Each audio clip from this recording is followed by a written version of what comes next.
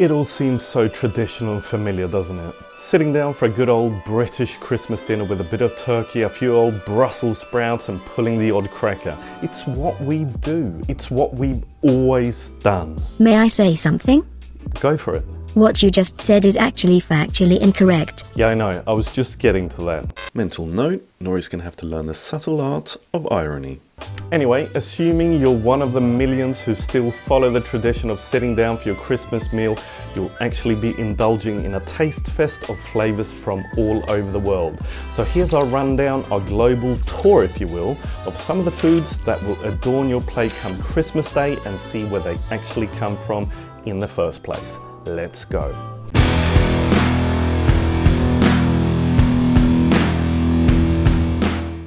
G'day gastromites and welcome to History of a Dish, a place where we go searching high and low for the origin stories behind some of the most popular dishes from around the world today. Speaking of today, with the festive season kicking off in full gear, we're going to explore the origin stories behind some of the most classic side dishes that will land on your Christmas dinner plate, and some of it may actually surprise you. Nori? Turkey and cranberry sauce, United States. You probably already knew this one, but turkeys are native to North America and they were first brought back to this country from New England after the Pilgrims had established themselves there in the 17th century. Eating turkey on Christmas Day is actually a much more recent tradition where they started to replace the goose in the 19th century. Why did they change that? Having a goose on the Christmas table would have been pretty cool. Anyway, cranberries are also native to New England and were probably first consumed with turkeys by Native Americans. Brussels sprouts, Belgium. It's impossible to explain the enduring appeal of these somewhat revolting vegetables. With time, however, I've learned to accept them like I've learned to accept my mother-in-law. They're an acquired taste, and with plenty of arduous training, you can trick your taste buds into thinking they're at a stretch okay by mixing a lot of turkey, gravy and potatoes. As for where they come from, it's not hard to guess. The sprouts we eat today are probably indigenous to the Mediterranean, but were first cultivated in the Low Countries near Brussels. Parsnips, Germany.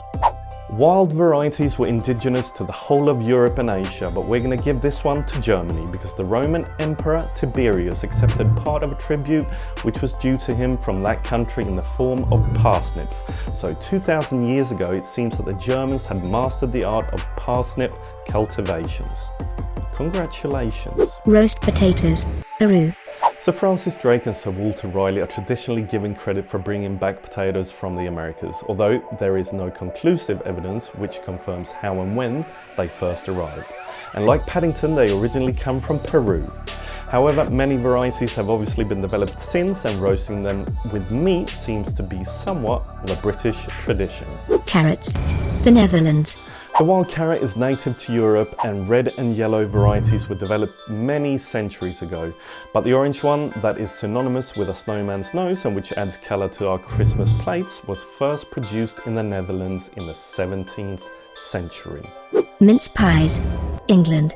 While sprouts may be the most obviously controversial part of the Christmas feast, it's the mince pie that has horrified children, caused upset at the highest levels of government, and is actually still illegal to eat on Christmas Day. A recipe brought back from the Middle East by the Crusaders, the mince pie was originally made with meats, fruits and spices.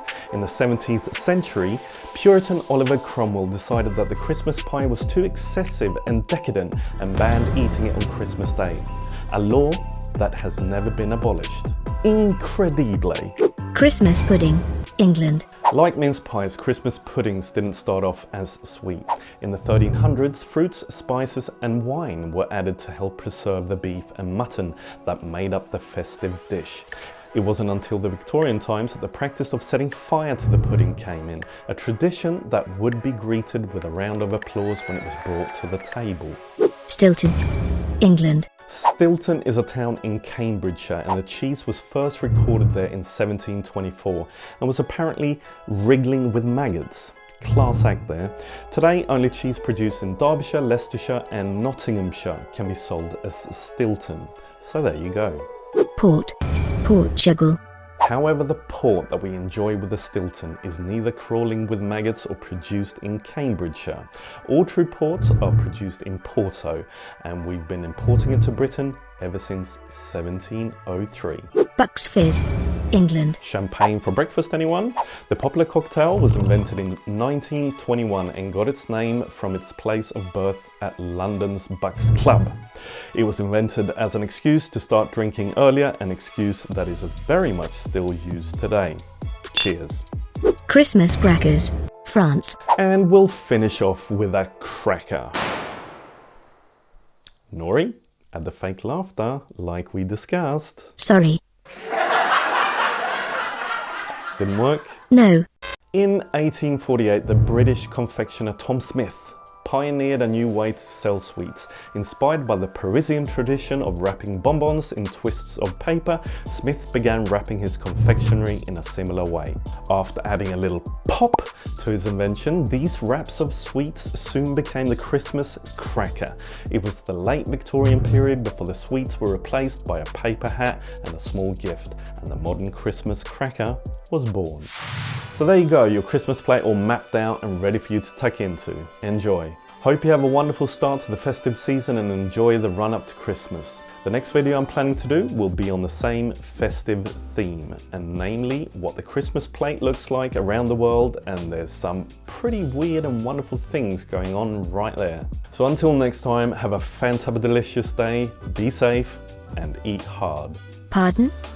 Never mind.